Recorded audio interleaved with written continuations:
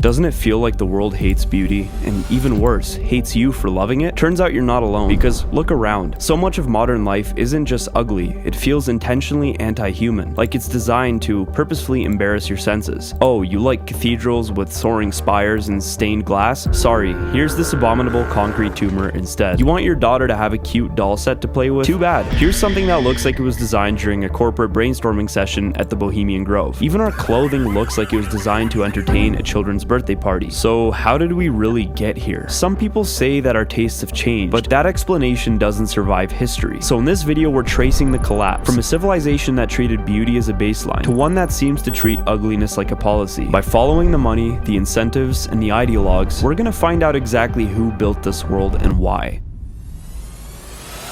I'll say the quiet part that nobody says out loud. The ugliness was forced. You tell me. Did entire populations spontaneously decide, in perfect unison, to abandon family-centric cities for car-dependent sprawl? Or did policy, money, or something much darker quietly steer the game board? In the US, highway expansion didn't just connect communities, it cut through them. The US Department of Transportation has estimated that interstate construction displaced around 475,000 households and over 1 million people, often in urban neighborhoods, wiping out dense, walkable life and the institutions that anchored it. And the result wasn't just aesthetic, it was behavioral. Between 1980 and 1999, route miles of highways barely grew, around 1.5%, while vehicle miles traveled surged about 76%. That's not a culture choosing cars, that's a system built to make you buy a car. Now look at clothing. For most of human history, clothing was durable, repaired, inherited, and meaningful. Then industrial speed hit the soul of style. And I spent $1,000 on Fashion Nova. Fashion Nova. Fashion Nova. Fashion Nova. Between 2000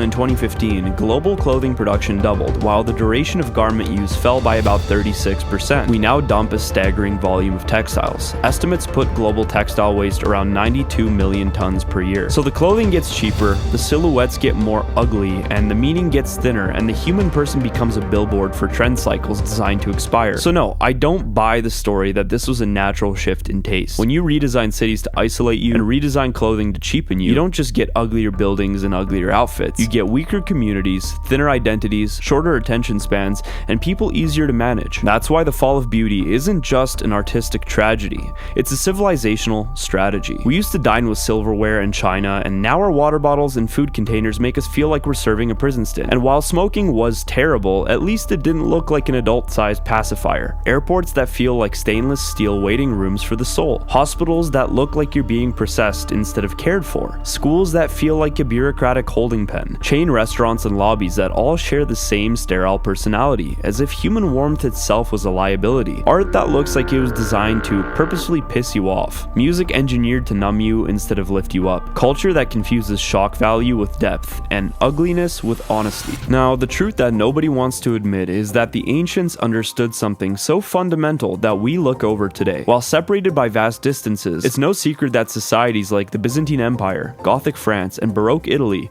all took a great liking to tall, soaring archways, stained glass, domes covered in beautiful iconography, and so many details that you could never possibly appreciate them all. They loved their clothing too. Seamstresses meticulously ensured that every pleat and seam said something about dignity, status, and occasion. Entire towns would quietly organize their lives around the slow rise of a single cathedral. Individuals would donate not just a little extra, but sometimes their entire year's wages to the construction of these buildings. Money they could have easily justified spending on food, tools, or basic necessities. What kind of a worldview produces that level of patience, unity, and obsession with beauty? We can run away from the truth, but the worlds that we so dearly long after now didn't just happen to be beautiful by accident. Nor was beauty understood to be something purely subjective, but rather rooted in something higher, something deeper, something transcendent. You see it most clearly in the churches. Look at this Gothic cathedral. Every stone, every carving, every stained glass window is doing theology. The height of the ceiling isn't just a nice design, it's a deliberate act of violence against your ego. And look at this Byzantine cathedral. Every icon painted here is canonically inscribed into a rule book that no artist can deviate from, showing that it is not merely art, but rather it's preserving truth. The early Christian Saint John of Damascus said that the honor given to the image passes to the prototype. To build beautiful things was more than just preference, it was a duty. The truth is that what looks to us like insane attention to detail, for them was just normal piety, because life had a divine purpose. Now, before I expose to you the real evil engineers and thinkers behind the fall of beauty, I want to say that videos like this are very tough to get sponsors for, so this one is sponsor free. If you want to help me continue my mission of exposing the truth to people worldwide, consider joining my supporters over at buymeacoffee.com/lungsoffaith that make all of this possible. And something new I'm doing is that supporters at $50 plus a month are credited as producers and get real input on future topics. Back to the plot. Now, where did this ugliness really enter into the world? We're all tempted to believe that it started randomly in the 20th century with the rise of modernism. And sure, you could argue that that's when it really culminated, but it all goes far deeper than you would have ever imagined. Not the 20th century, not the 19th century, and not even the 18th. It actually goes back to well before the founding of America. For a long time, it looked like Western society was on an upward trajectory, and it was. All of the inventions and institutions born in Catholic civilization, monastic hospitals that laid the groundwork for full medical centers, university medical faculties and anatomical studies which led to developments in medicine, breakthroughs in astronomy and optics, libraries and scriptoria preserving ancient science, universities built around cathedrals and monasteries. You get it. Now, these were all amazing achievements, but in the 17th century, society was hit with a great temptation, something unthinkable: to remove God from the equation and to celebrate the triumph of pure human reason, as if prayer, liturgy, fasting, and worship in a worldview centered around God had nothing to do with the motivations for these life-giving inventions. We welcome René Descartes. He decides we should doubt everything except the thinking self. The world around you is not really real. The only thing you can tell that exists is your own thoughts. It's a machine on a table. If the world is a machine, it's only a matter of time before the house becomes a machine, the city becomes a machine, and people are treated like replaceable parts. You start getting straight-line cities, grids, symmetries, white walls, clocks, and clean lines replacing the organic, messy living symbolism of the old world. Soon after, Voltaire and Diderot take the next steps. They wage an open culture war against the whole Christian order. Their project is to pry morality, politics, and culture away from revelation and hand them over to reason alone. Fashion becomes witty, theatrical, and almost costume-like, and art increasingly flatters the court. Then Immanuel Kant walks in and takes a sledgehammer to how people think about aesthetics. The cathedral isn't objectively more fitting to God than the concrete box. You just have a different response. And in his contemporary society, you start to get gallery culture, critics, and endless personal taste, fashion and entertainment turning into tools of self-expression. By this point, the well of society has been poisoned by the plague of nihilism due to David Hume, who denied objective reasoning and ability to know truth altogether. Now, things only get much more curious when you notice that there's something that connects all of these thinkers, and it runs thicker than blood. The Republic of Letters wasn't a government in the modern sense, but it functioned like an international ideological institution. It was a self-conscious, elite network of scholars, philosophers, critics, encyclopedists, salon hosts, royal academics, printers and publishers, and others, and these people saw themselves as a parallel society, a clerisy that existed outside the church, and almost always dogmatically against the Catholic Church. Just about every figure that I mentioned belongs to it directly, and is a part of the orchestrated dissemination of atheist Enlightenment ideas across the world. One glance at this map to suddenly see this incredible disconnect. They were able to create and to foster public opinion, critical thinking. Something that was going on in one city or country would soon be known and discussed elsewhere. So there was a sort of freedom of information that was created thanks to these networks. With a network so organized, there must have been motivations. What were they? Who funded this? And what exactly did they believe? The receipts show us French aristocrats, rising bourgeois merchants, Jewish printing houses, and a massive overlap of support from Masonic lodges. In fact, it was normal for thinkers to be part of both Freemasonry and the Republic of Letters. And they didn't just write. Their ideas quickly became violent policy. Under leaders like Robespierre, France began mass confiscations of church property. Thousands upon thousands of monasteries and religious houses were forcefully and violently dissolved across Europe. Sounds like a peaceful and natural human progression to me, right guys? The French Revolution didn't just tear down a monarchy, it tore down the entire visual world that had given France its beauty. Before 1789, France was building churches at a breathtaking rate, but after the French Revolution, church construction in France nearly flatlined for almost a century. The style of architecture instantly shifted from thousands of years of progress back to that of the pagan Greeks. Clothing followed the same collapse. The Revolution replaced France's richly symbolic, Catholic-influenced fashion with drab uniform, aggressively secular clothing. Bright colors and ornament were condemned as aristocratic, and the new Republican ideal was plain, monochrome, and utilitarian.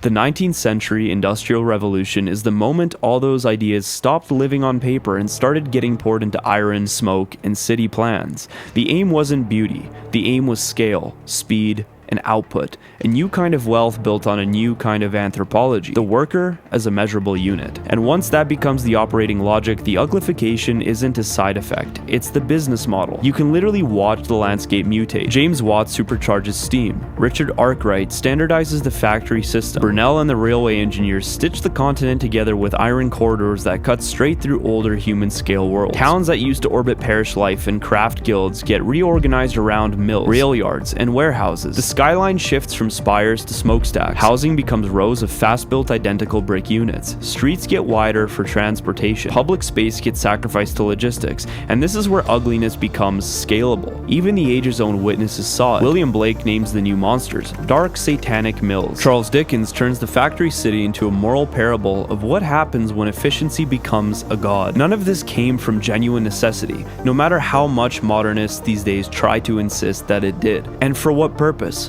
Well, you're not allowed to ask that question. Jeremy Bentham boils morality down to the greatest happiness calculus, which sounds humane until you get it translated into policy as whatever increases output is good, whatever slows it down is romantic nonsense. La Mettrie goes even further and basically hands the century its coldest mantra with the idea of man is a machine. And once you accept that, the factory doesn't need to respect a person. It only needs to use one. A worldview that stopped asking what is man for and started asking how much can he produce. And if you want to see the furthest extent of this dark philosophy, look no further than the 20th century. If the Enlightenment taught Europe to distrust revelation, and the French Revolution taught it to distrust the church, the Industrial Revolution taught it to distrust the human person. And once those words and ideas enter the bloodstream of a civilization, the collapse is only a matter of time. The materials even shift to match the new religion.